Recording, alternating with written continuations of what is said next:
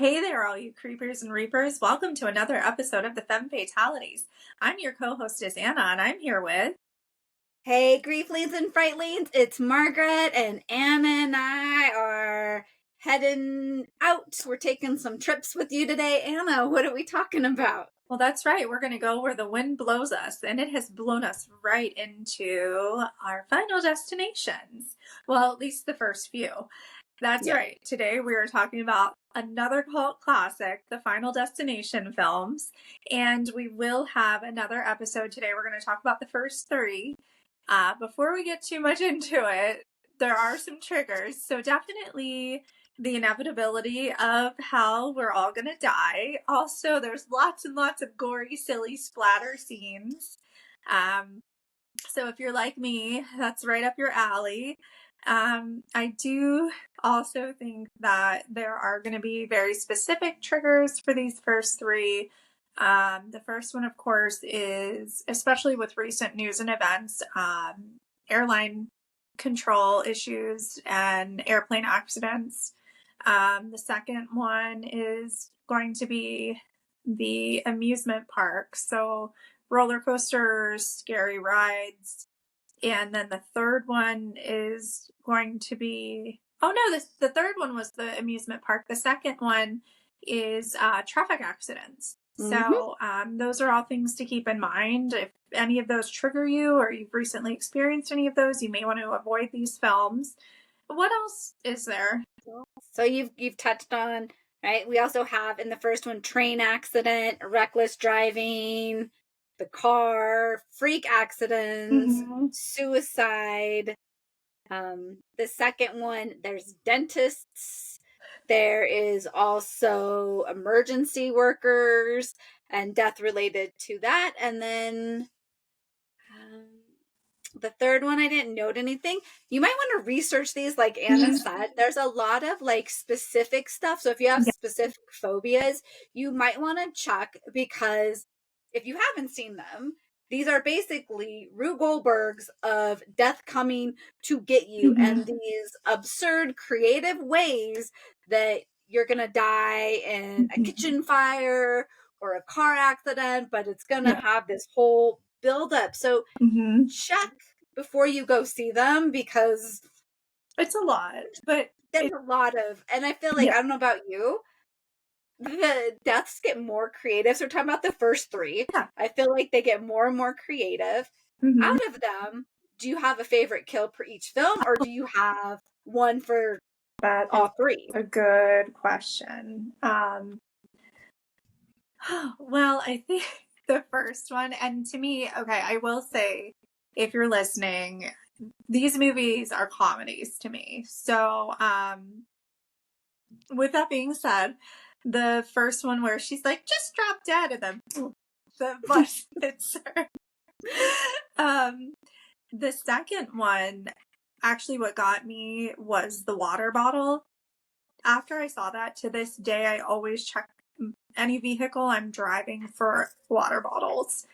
And then the third one, probably the tanning bed, because it was just so absurd. In terms of the whole thing, it was just ridiculous. And I guess that's why in real life tanning salons, the controls are at the front desk, not in the room. But I was just like, that's so absurd and weird. What about you? What are your favorite? First one, I'm gonna have to go at the end. The sign just wiping Carter out, like, that is classic. With you on the second one, I didn't hone into the specific one, but I feel like there is a generation or two generations of people that opening scene of the second one has, it lives rent free. I don't know about you, but if I see a log truck on the highway, I'm like, oh my gosh, I have to get as far away as possible, because I know what's going to happen. So the beginning of Final Destination 2, and like I just agreed, 3, the tanning bed, because it's so absurd and just funny and horrible. Like, burning to death in a tanning bed would be awful. be a horrible way to die. Yeah, and it's very, the characters in these movies, I think on purpose, they don't make them very likable. So that just kind of adds to each death as well. And I think once again, for me, this is more of a comedy genre of film and a comedy series of films for me. I think because it's so obscure and absurd. But yeah, at the end of the day, I mean, death is going to find all of us, maybe not as creatively as in those movies, but we are all going to die. And it's a fun, silly way to acknowledge our own mortality. Yeah. So would you agree that death has a plan? That, Oh, yeah. Yeah, I yeah. think that I feel like we're all gonna, well, I know we're all gonna die. And Mhm. um I'm one of those people that believe like your destiny is already laid out for you in that way. There is a day and time you're going to die. And no matter what, that you're going to die. And sometimes you hear about these really unfortunate ways that people die or tragedies. And I don't want it to sound macabre or morbid or anything, but my perspective is yeah, it is so sad, but they were still going to die that day. If they didn't die that way, they were still going to die somehow. And it's very hard for people to accept. We're so obsessed with staying alive that we end up transferring into just repeat motion, rinse, lather, repeat over and over and over again, that we're not actually appreciating or enjoying life. And then we die versus if maybe we were more concerned with the idea that like, hey, today's it. Could die later today, could die tomorrow. I don't know. Won't know till it happens. Maybe that would really encourage us to experience life in a different way. Ooh, yeah, that was my other question, and you answered it. Like, is death predetermined? And for you, you're like, yes. And you touch on, we hear stories where people survive miraculous things, and then we could say, then it wasn't their time to Yeah. die. And I had shared with you earlier too that my daughter's dad, he's was indigenous. He used to say, today's a good day to die. Like when we were together, I feel like that was something he said every day. Today's a good day to die. And now, like talking with you, I'm like, oh, yeah, it makes sense because we're saying I'm embracing my mortality. Yeah. Today's a good day. He used it as like a war cry, different thing. And still, am I okay? Is today my day? And am I okay? Then I'm going to live forever and I'm going to, Yeah. whatever happens, I'm going to fight it. And conversely, we could even say today's a great day to live. Mm-hmm. Right. And that's, Yeah. I joke with some of my colleagues that, I woke up this morning, I'm not in the obituaries, I'm not in the arrest log. So, and, other people say it, I'm not 6 feet under, I'm not in a, Still concrete above room. ground. It's going What's to what be a my good day. dad used to say. How are you? Still above ground. Yeah, exactly. And, as joking as it is, I think that that is something that we can appreciate that, I'm here. I still have a chance to do the things that I aim to do and continue this journey and learn. How am I going to live? I love that. Like, Mm-hmm. hopefully, our viewers and listeners are like, okay, how am I going to live today? Yes, I have to take care of the necessary things. I have to work, I have to pay my bills. And then, Mm-hmm. how am I living on top of that? Like, what am I doing to engage in Absolutely. Yeah. Now, do you believe that our destiny is pre-fated, or do you have another view of our death destiny? Oh my gosh. I go all over the place on that because part of me is like, yes, right? Because we see these miraculous things that people survive. And then sometimes like, well, no. So I also look at where free will fits into if everything is predetermined. And a lot of scientists are starting to say, yeah, everything's predetermined. There's a trajectory. Then I look at where does free will fit into that, and then what am I doing with my free will, whether or not I have predetermined death date or not. Mm-hmm. And the death wind, so to me that's very folklore inspired, whether it was intentional or not, because there are so many folk stories about, the breeze of death coming, but usually you feel the breeze after someone close to you has died. So the fact that it was kind of winding through just as someone is going to have a premonition or someone is about to peace out, I think added to the movie a little bit. Yes.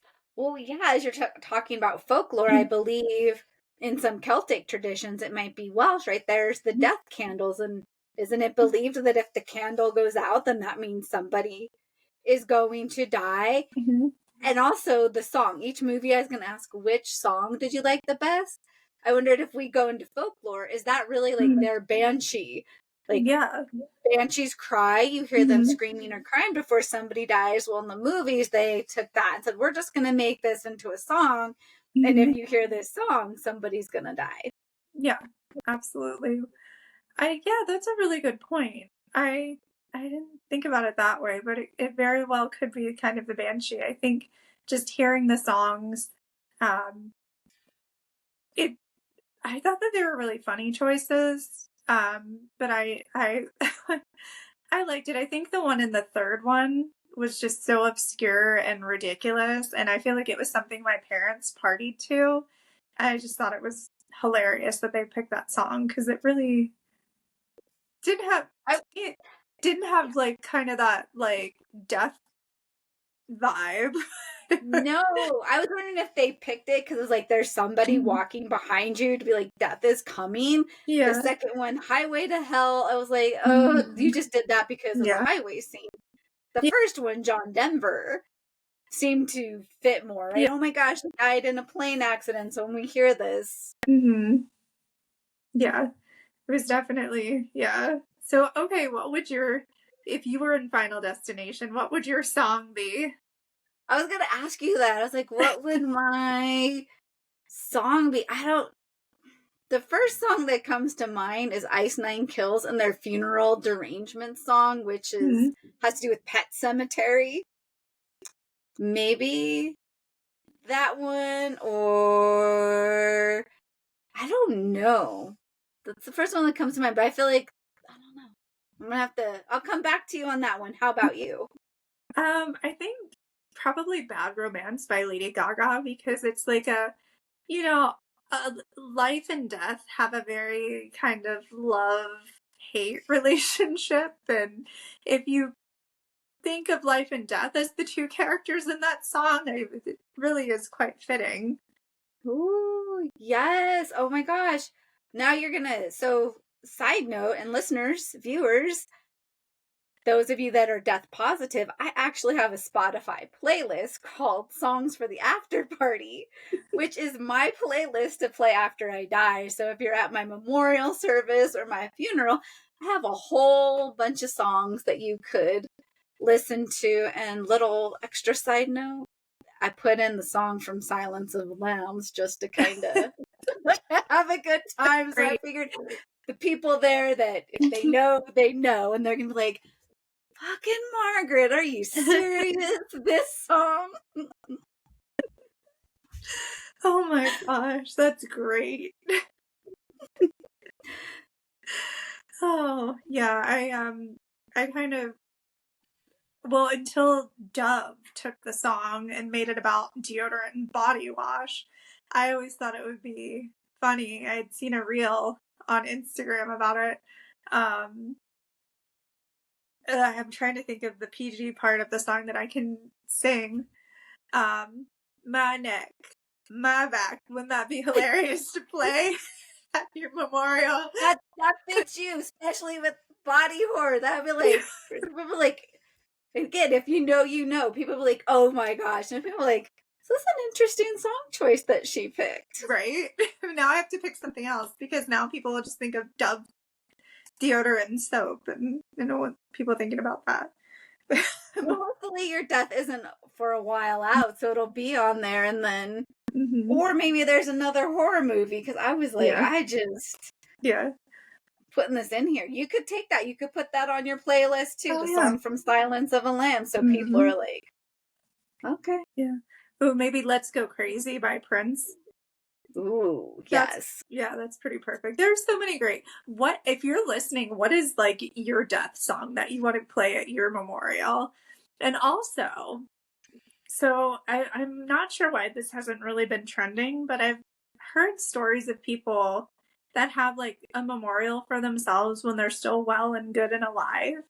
And I really like that idea because if someone has something nice to say about me, I'd like you to tell me now, rather than me having to, take a break from whatever I'm doing in the afterlife and the hereafter and show back up in this spiritual plane. Um, Yeah. what do you That think? goes back to, I love that, because think back to our thanatology program and Aries, that we had to study this writer from the 70s. Mm-hmm. He actually talks about the types of deaths, and before death was institutionalized and taken over by institutions, you would be part of it. Yeah. You would be dying, and you would be in your home. Kids would be playing around you. Your neighbor would Mhm. come and you'd be like, I give you my cows when I'm dead, and you take Yeah. this. And people would bring you food and flowers, and you would be part of this, like an ongoing memorial service until you died. Why Mhm. don't we do that now? To be like, okay, yep, I think I've got a year to go. Or maybe when Yeah. everybody turns 70 on your 70th Mhm. birthday or 60th, okay, we're going to have my celebration of life. And then every so many years, it's like, Mhm. we haven't discussed this film. Get Low, beautiful movie. It has Robert Duvall in it. He finds out he's dying, so he throws himself a party to make up and to right wrongs and to, Mhm.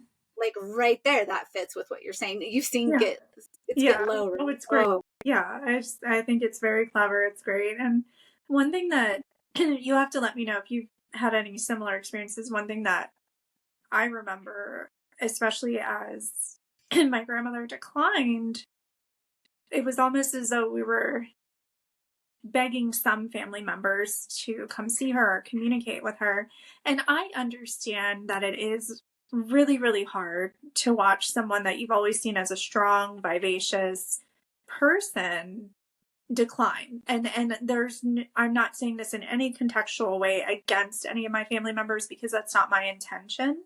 I think that our society breeds these thoughts in our heads, but it makes me sad because I had some family members that we planned like surprise visits for them to come see her and different activities and other things. And they'll say, you know what, I'm so glad that I took the time to spend with her and I'll always have that memory.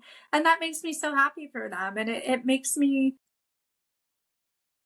kind of sad and in a way concerned for anyone who wasn't able to do that. And hopefully it doesn't cause any negative feelings for them. But once again, we're in a society that kind of makes us afraid to be around someone who's declining, around someone who we know is going to die. And um, it really, it's very, very unfortunate because I think that a lot of us potentially could be missing out on some really wonderful, humbling experiences. yes. Thank you for sharing your experience. Thank you so much. And you touch on, again, is that death is no longer normalized. It's not Mhm. normal to go visit the dying. It's not part of Mhm. life. Think back. So many of us come from cultures that were rich with death Yeah. rituals that now have gone away.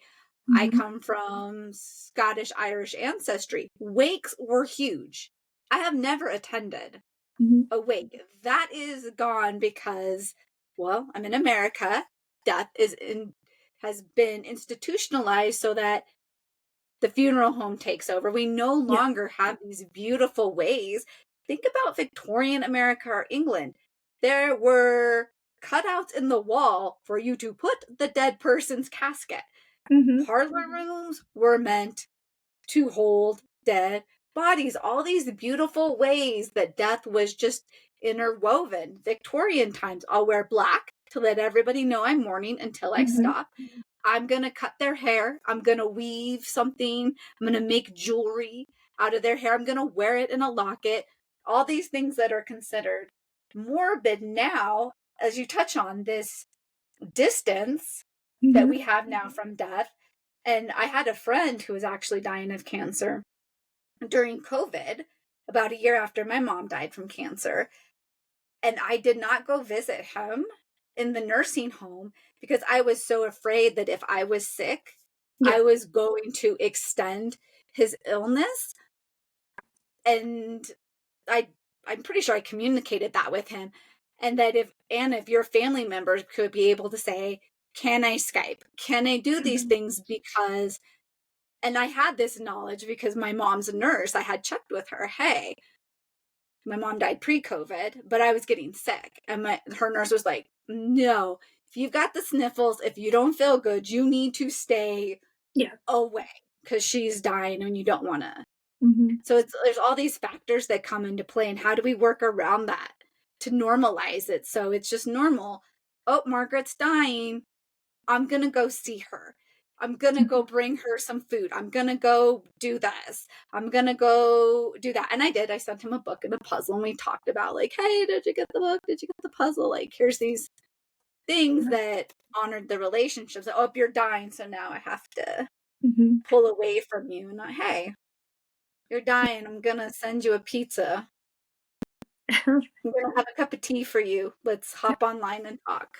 Yeah. And it's very, people do, I encourage people to do what they feel comfortable with as long as you're acknowledging the other person. I think that that's the most important thing. And just for instance, I had a family member due to their own health constraints, they were not able to physically come visit, but they were always sending different activities for us to do and different things. So it was kind of cool because they would send it and then like my mom or I, because we were primary caregivers for my grandmother, we would take a picture of her with it. And then as we progressed in whatever it was that we were doing, we would kind of be like, oh, well, we did this today, or this, this is going on. So it was really fun and interactive for everybody. And I think it was very helpful. So it's a great time to get creative too, even if you're not comfortable to visit someone who is declining in health or ill or dying, or you have your own health issues going on. There are still really kind of fun, creative ways to be involved and maintain that relationship. Yes. And thank you again. And that sounds so wonderful what you did with grandma. And so I think Anna and I are trying to help listeners and viewers. How do you step out of the fear of death? And no judgment, because we are in a society that's just afraid of death. And when somebody's dying, we run and hide. That's normal. How do you start to say, I want to change this? Anna and I are part of the death positive movement. How do we Mm-hmm. talk about death? How do we embrace it? How do we start to get involved with it so that when somebody's dying, it is, like Anna said, a celebration of life? It is community. And that's one thing that's so great about horror is it's taking death, it's putting it in your face, Yeah. oftentimes like the Final Destinations, Yes. and getting you to talk about it, getting you to say, okay, how do I want my death to Mm-hmm. be? How, right, do I want to die? How do I want to die? And Mm-hmm. having these hard conversations, like I've shared with my daughter how I want my body. Body disposal is huge. Mm-hmm. Another conversation we shy away from. And I love her because she was like, I'm burning you, Mom. I Mm-hmm. don't care. I'm Yeah. cremating you. So it's on me because I would like either aquamation or conservatory burial, which means Yeah. my body is just placed in the ground to rot. If I want that, I'm going to have to take care of that Mm-hmm. so that all my daughter has to do is call and be like, Margaret's dead. That's what my mom did. She's like, I'm going to get cremated. I've taken care of it. So when I'm dead, Yeah. funeral home comes and takes my Mm-hmm. body. Anna, what do you want done with your body when you die? Well, at this time, I think I want to be cremated. Yeah, I was going to say Viking funeral, but too many permits. But no, I think I want to be cremated. Just it's important to me, and I want probably my ashes to be spread with both pairs of grandparents. Yeah, so that's kind of what it is. And also, I love that. yeah, I have like some ashes of loved ones that I've kept, so I kind of want them to be spread with me, so we're all together. But yeah, I love the pre-planning. I've had family members that have pre-planned their funeral, and sometimes if you find out that you are terminally ill, that gives you a purpose and something to look forward to, is planning it, as morbid as it might seem to someone else. But also, funeral service pre-planning is a great thing because you know that you're getting what you want. And if you do it while you're still relatively young and healthy, you're going to get a better rate on it. And a lot of the time what they do is they just charge the difference to your estate, if it's many years down the line that you pass away. But it's a great way to ensure that all the arrangements are already made.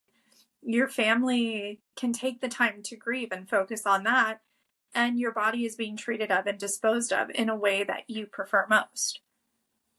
Yes. And I love how you're like normalizing that for people. They're like, look, this is, Mm-hmm. then your family gets to grieve. They don't have to argue. Somebody wants cremation, somebody wants burial, somebody wants these things, and look into it. And I don't know about where you are, Anna, but here in Colorado, sadly, you have to be a resident of the county.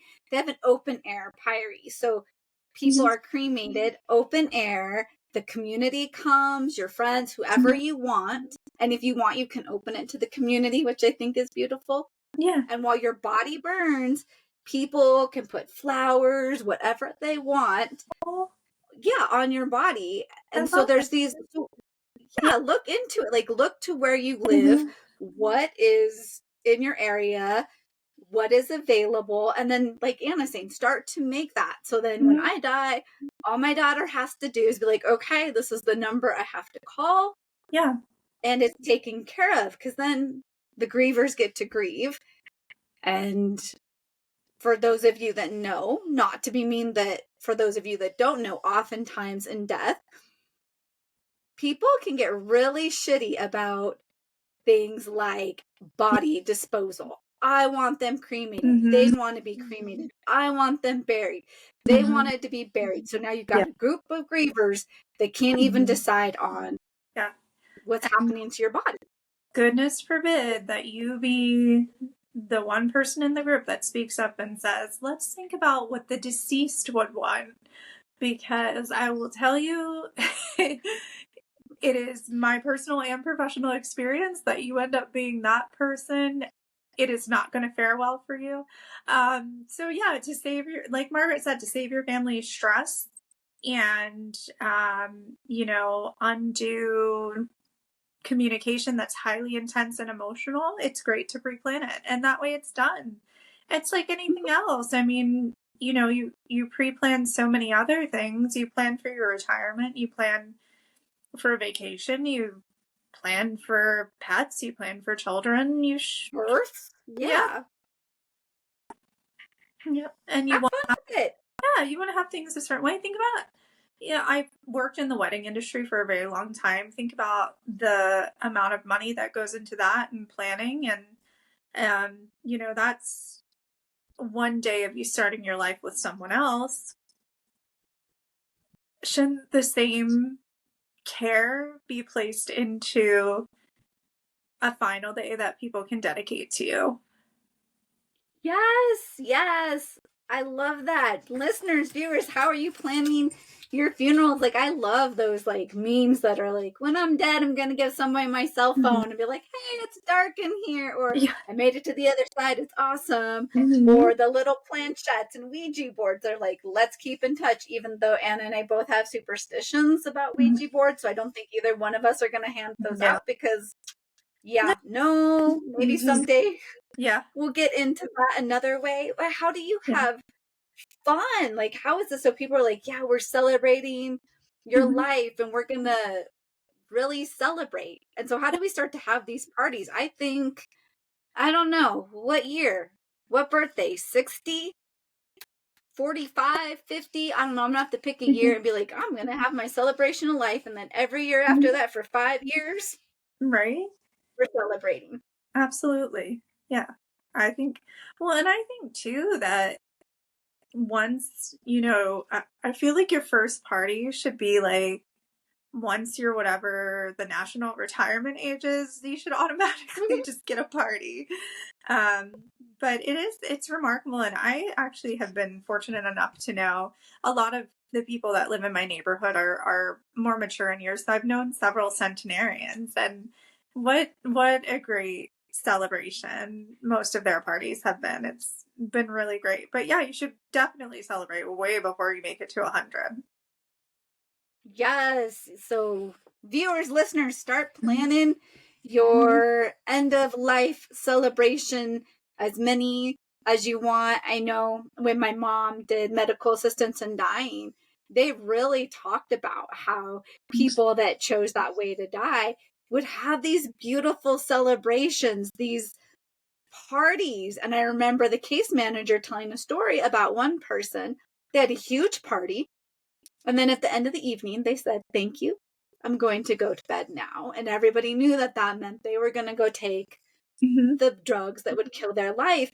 And I always thought that's so beautiful. Your Yeah. last day on earth, you are spending it celebrating with people you love, who love you. And then Yeah. you're going to go to sleep. You're going to go to the afterlife if you believe in the afterlife or whatever. So let's have empowered death, but not the final destination kind where Yeah. death is coming and you might not even have to worry about body Yeah. disposal if you're in There the might not final be destination left. Yeah. universe, because you're probably going to be pretty mutilated. Yeah. But normally speaking, let's be Yes.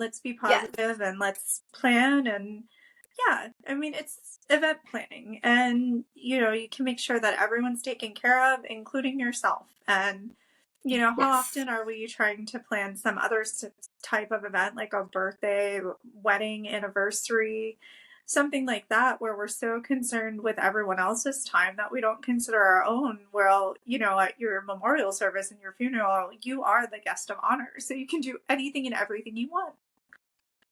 Yes. Have fun with it. Even as you're talking about death predetermined, my mom always used to say that she was going to die eating breakfast in a busy restaurant on a piece of bacon. She was going to have a heart attack while eating a piece of bacon. Like, this was just, she's like, this is how I'm going to die. It didn't happen that way, but right? Like, she was having fun with it. Like, she was owning Yeah. her mortality. I mean, like, yeah, like, wouldn't this be an entertaining way? That was her final Yeah. destination. That's how death was going to catch her, Oh my is eating gosh. bacon. Well, speaking of which, what would your final destination moment be?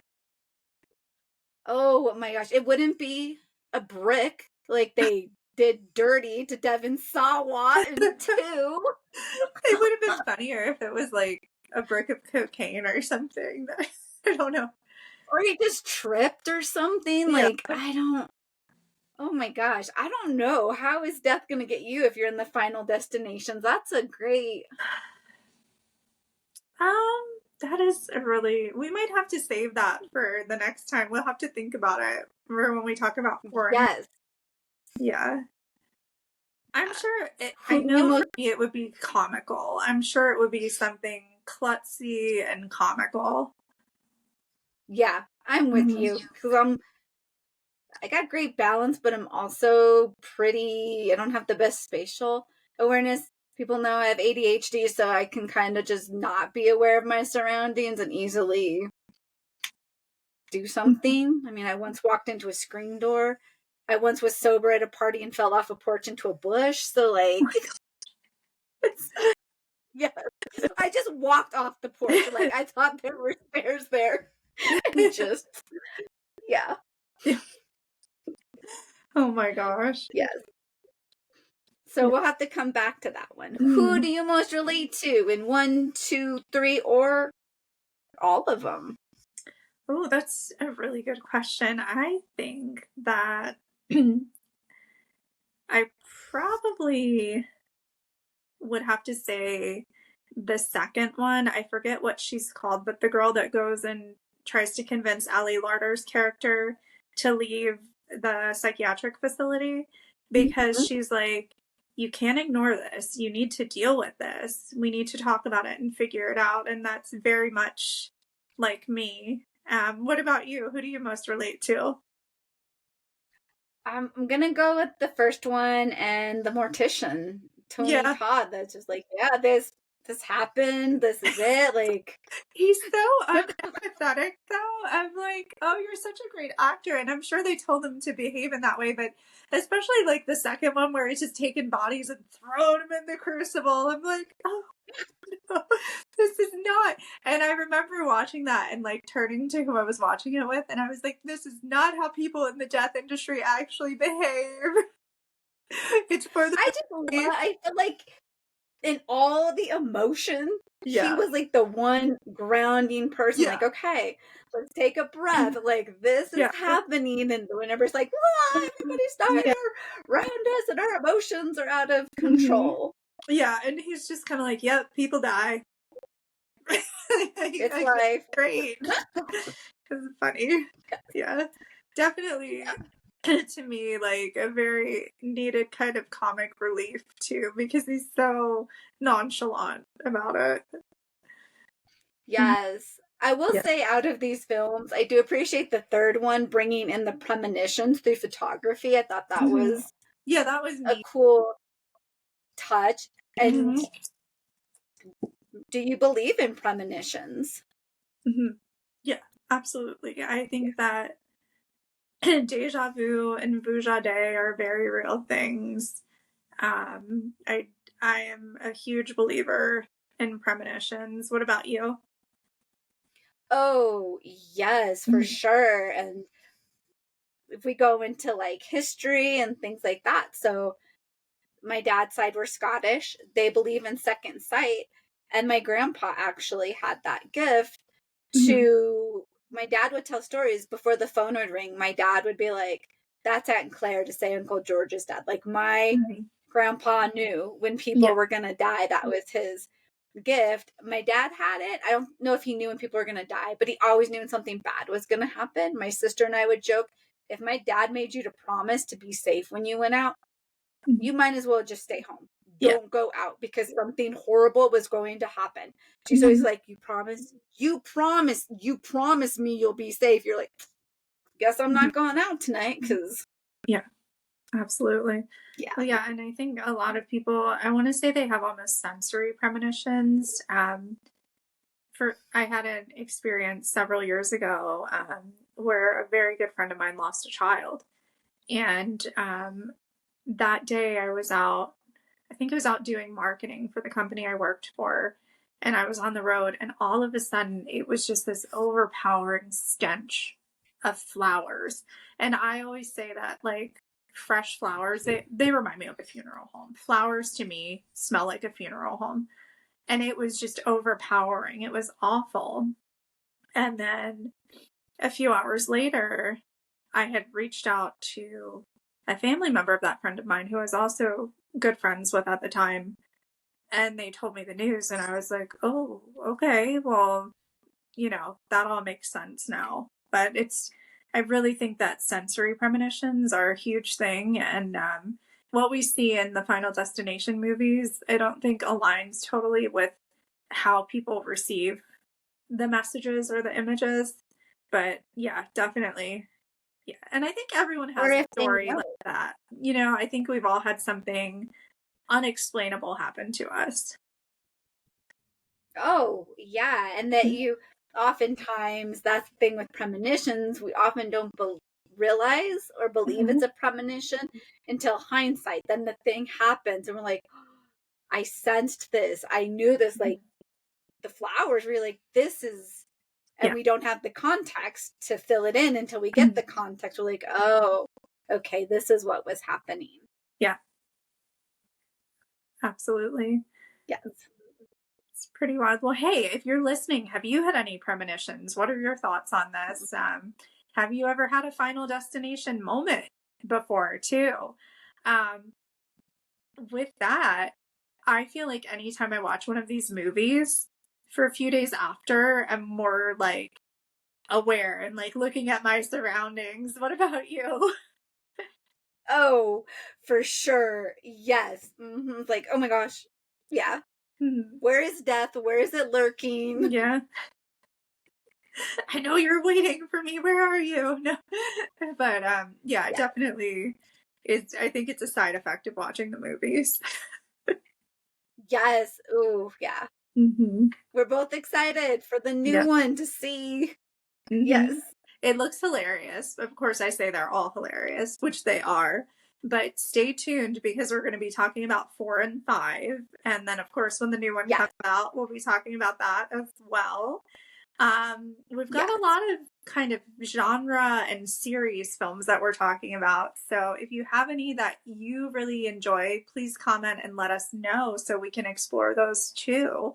And until next time, Yes. drink your Bruja brew, eat your coffin cookies, and howl at the moon. And don't forget, Like, subscribe, follow, comment. Thank you for watching and listening, and see you next time. bye.